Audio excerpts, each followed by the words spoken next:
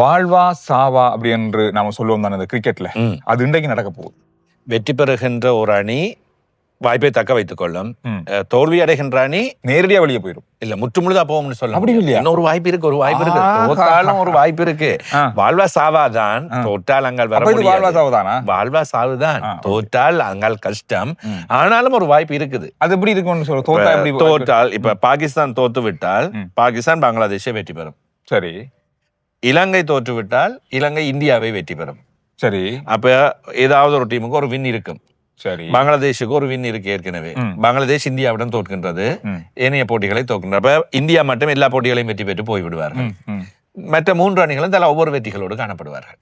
Okay. இப்ப சாத்தியக்கூறுகள் என்றதற்கு தானே சந்திர, இன்று பாகிஸ்தானிடம் இலங்கை அணி தோற்றால் இந்தியாவை வெற்றி பெற வேண்டும். இது நடைமுறை சாத்தியம் எந்த அளவு என்கின்ற கேள்வி இருக்கின்றது.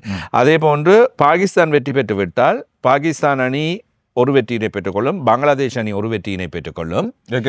பெற்றுட்டாங்க. அப்ப அவங்க 2 பேரும் விளையாடுறதுல ஒரு டீமுக்கு 2 வின் வந்துடும்.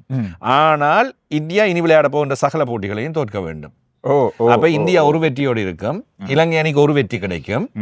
அப்பொழுது பங்களாதேஷுக்கு 2 வெற்றி கிடைக்கும். பங்களாதேஷ் இறுதி போட்டிக்கு செல்லும். ஏனைய 3 அணிகளில் ஏதாவது ஒரு அணி இறுதி போட்டிக்கு செல்லும். அதாவது நடைமுறை சாத்தியமற்ற விடயங்கள், ஆனால் நடக்கலாம் என்கின்றது ஒன்று இருக்கு. இதைத்தான் சொல்கின்ற வேளையிலும் இந்த 2-3 நாட்கள் நான் இந்த கமெண்ட்ஸ் எல்லாம் பார்த்து கொண்டிருப்பேன் தானே. அதுல நாங்கள் சொல்கின்ற ஒரு விஷயத்தை சில வேளைகளில் பார்க்கின்றவர்களுக்கும் தெளிவில்லாமல் இருக்கலாம் எங்கள் ரசிகர்களுக்கு. எனவே வாய்ப்பு என்பது ஒன்று, கட்டாயம் நடைபெறும் என்பது ஒன்று. அதாவது பாகிஸ்தானுக்கு வெற்றி வாய்ப்பு இருக்கின்றதுன்னு சொன்னால் அவர்களுக்கும் அந்த சான்சஸ் இருக்கின்றது.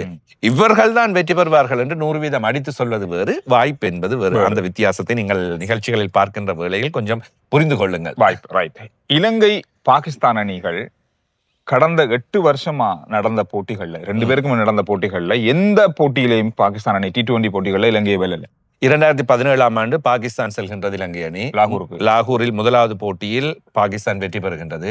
அதே தொடரில் பாகிஸ்தானில் வைத்து அடுத்த 2 போட்டிகளையும் இலங்கை வெற்றி பெறுகின்றது.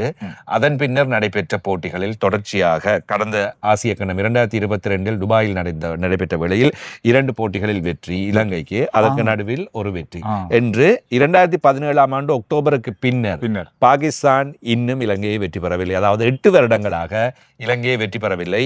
3 வருடங்களுக்கு பின்னர் 2 அணிகளும் T20 போட்டிகளில் சந்திக்கின்றன. இன்னொரு ஒரு கவலைக்குரிய விஷயம், இன்றைக்கு பிரச்சனையான விஷயம், இன்றைக்கு நடக்க போற போட்டி வந்து அபுதாபியில் நடக்க போகுது. அபுதாபியில இதுவரையில் நடந்த 3 இலங்கை பாகிஸ்தான் அணிகளுக்கான போட்டியில பாகிஸ்தான் தான் வென்றது, வெற்றி பெற்றதில்லை. துபாயில் இலங்கையின் பலம் இருக்கின்றது, அபுதாபியில் பாகிஸ்தானின் பலம் இருக்கின்றது. நடக்க போற போட்டியும் அபுதாபியில் தான் நடக்க போகிறது.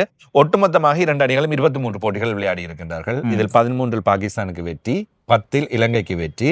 இந்த 13 ஆரம்ப காலங்களில், அதாவது 2017க்கு முன்னர் பெறப்பட்டது. 2008 தொடக்கம் 2017 வரை பாகிஸ்தானின் ஆதிக்கம். 2017 இருந்து இலங்கை மிகப்பெரிய அளவில் ஆதிக்கம் பெற்றிருக்கின்றது.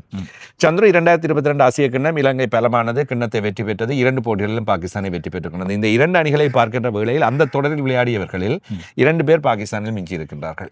ஏனையவர்கள் இல்லை, எல்லாமே புதிய சீரமைக்கப்பட்ட பாகிஸ்தான் அணி தான் இப்போ விளையாடி கொண்டு. இலங்கை அணியை பொறுத்தவரையில் ஒரு 5 பேர் இருக்கின்றார்கள். குஷல் மெண்டிஸ், பத்தும் நிசங்க இருக்கின்றார், தஷூன் சானுக, வனிது ஹசரங்க, மஹிஸ் தீக்ஷன் ஆகியோர் காணப்படுகின்றார்கள். ஏனையவர்கள் புதியவர்கள் தான். எனவே இந்த வித்தியாசம், இந்த மாற்றங்கள் தான் இன்றைய தினத்தில் மிக முக்கியமானவையாக மாறப்போகின்றன. என்னை பொறுத்தவரையில் இப்பொழுது நடைபெறும் T20 போட்டிகள் கடந்த காலம் வரலாறுகள் என்பது மிகப்பெரிய அளவில் முக்கியமில்லை. அது அன்று நாங்கள் எவ்வாறு விளையாடுகின்றோம், அன்று எவ்வாறு அடிக்கப் போகின்றோம், இதை வைத்துதான் கணிப்பிட முடியும்.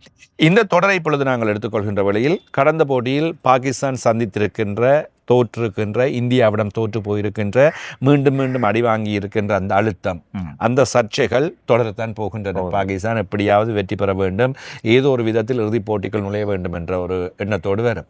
ஆனால் இலங்கை அணியை பொறுத்தவரையில் பங்களாதேஷோடு தோற்று போயிருக்கின்றார்கள். அதற்கான காரணங்கள் என்ன, ஏன் தோற்றோம் என்பதை சரியாக கணித்துக் கொள்ள வேண்டும். என்னை பொறுத்தவரை இந்த அழுத்தங்கள் என்று பார்க்கின்ற வேளையில் பாகிஸ்தானிலும் பார்க்க இலங்கைக்கு அழுத்தங்கள் கொஞ்சம் குறைவாக இருக்கு. புறச்சூழல்கள் மூலம் ஏற்படுத்தப்பட்ட அழுத்தங்கள் இல்ல. இப்பொழுது சமூக வலைத்தளங்களின் மூலமாக ஹாரி ஷ்ராஃப் மற்றும் அந்த துடுப்பை தூக்கி காட்டிய ஃபர்ஹான் பெரிய அளவாக பேசப்பட்டு அவர்கள் மீது அழுத்தங்கள் திணிக்கப்பட்டு கொண்டே இருக்கின்றன. எப்படியாவது இந்த தொடரை கிண்ணத்தை தூக்க வேண்டும் என்கின்ற அழுத்தம் ஒன்று பாகிஸ்தானுக்குள் இருக்கின்றது. இலங்கையை பொறுத்தவரையில் அவ்வாறு எதுவும் இல்லை. அவ்வளவு இல்ல, கவலையாத்தான் இருக்கு. நாங்க காட்டி கொள்றோம் இல்லைன்னு, ஆனா உள்ளுக்கு இந்த வடிவ உள்ள கொஞ்சம் எரிஞ்சிட்டு தான் இருக்கு, எங்களுக்கு கவலையா தான் இருக்கு. இல்ல, அடிக்க வேண்டும், வெற்றி பெற வேண்டும், குறைந்தது இறுதிப் போட்டிக்கு அது வர வேண்டும். எனவே பலம் இல்லாமல் அல்லது பலம் குறைவாக காணப்படுகின்ற இரண்டு அணிகளோடு தோல்வியை சந்திக்கின்றது என்பதை ஏற்றுக்கொள்ள முடியாது. எனவே பங்களாதேஷ் தோற்றாகிவிட்டது. இலங்கை பாகிஸ்தான் என்று ஒப்பிட்டு பார்க்கின்ற வரை இலங்கை பலமான அணியாக காணப்படுகின்றது. எனவே அவர்களோடு தோற்று போவது என்பதும் ஏற்றுக்கொள்ள முடியாது. எனவே இன்றைய தினம் இலங்கை வெற்றி பெற்றால் ஓட்ட நிகர சராசரி வேகத்தின் அடிப்படையிலும் பாகிஸ்தானுக்கு மேலே இலங்கை நிற்கின்ற. இப்ப வந்து இந்தியா, அதுக்கு அடுத்த இருக்கு பங்களாதேஷ், இலங்கை, பாகிஸ்தான் 4வது இடத்துல இருக்கு. இலங்கை இன்றைய தினம் வெற்றி பெற்று விட்டால் பாகிஸ்தானின் வாய்ப்புகள் கிட்டத்தட்ட இல்லாமல் போய்விடும் என்கின்ற நிலைமைக்கு வந்துவிடும். ஓட்ட நிகர சராசரி வேகத்தில் இலங்கை அணி மேலே இருக்கிறது. இந்தியாவிடம் மிக மோசமான கடுமையான தோல்வியினை இலங்கை சந்திக்க வேண்டும். எனவே அதை சமாளித்துக் கொள்வார்கள் என்று நாங்கள் நம்பலாம். எனவே இவற்றின் அடிப்படையில் பார்க்கின்ற வேளையில் இலங்கைக்கான வாய்ப்புகள் இருக்கின்றன. இன்று இலங்கை அணியில் ஒரு மாற்றம் நடைபெற போவது நிச்சயம்.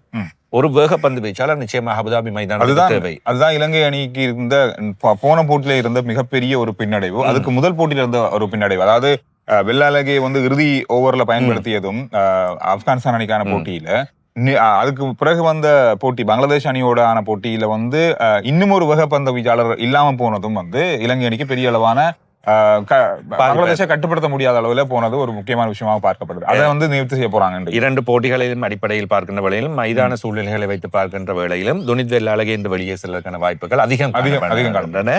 ஒரு வேகப்பந்து வீச்சாளர் வரலாம், வந்தால் வனிது ஹசரங்க இருக்கின்றார், கமிந்து மெண்டிஸ் மற்றும் உங்களுடைய தலைவர் ஆகிய இருவரும் சேர்ந்து சுழற்பந்து வீச்சினை சமாளித்துக் கொள்ள முடியும். எனவே ஒரு வேகப்பந்து வீச்சாளர் உள்ளே வருகின்ற காரணம் மதிஷ பத்ரனவுக்கா பினூரா பெர்னாண்டோவுக்கா வாய்ப்பு என்பது ஒரு பக்கம். துனித் வெள்ளாலகை வெளியே போகின்ற காரணத்தினால் சகலுதுறை வீரராக சாமிக கருணாரட்னவையோ அல்லது ஜனித்லி எனக்கையோ உள்ளே கொண்டு வரும் வாய்ப்புகளும் இருக்கின்றன. தஷுன் சானுக்கவும் பந்து வீசுவதற்காக இருக்கின்றார், கடந்த போட்டிகளிலும் பந்து வீசுகிறார். அதேவேளை கமில் மிஸ்ராவை தொடர்ந்து வைத்திருக்க போகின்றார்களா அல்லது அந்த இடத்திற்குள் ஒரு சகலுதுறை வீரரை கொண்டு வந்து துனித் வெள்ளாலகையும் வைத்திருக்க போகின்றார்களா அல்லது இன்னும் ஒரு துடுப்பாட்ட வீரரை பலத்துக்காக கொண்டு வர போகின்ற ஒரு மாற்றம் இருக்கு. ஒரு மாற்றம் நிச்சயமாக இருக்கின்றது. இரண்டாவது மாற்றம் எவ்வாறு நடைபெறும் என்பது தெரியவில்லை. என்னை பொறுத்தவரையில் ஜனித்லி எனக்கையை உள்ளே கொண்டு வரலாம். சாமிக கருணாரட்னவிலும் பார்க்க ஜனித்லி எனக்கையின் துடுப்பாட்டம் மிக முக்கியமாக கை கொடுக்கும்.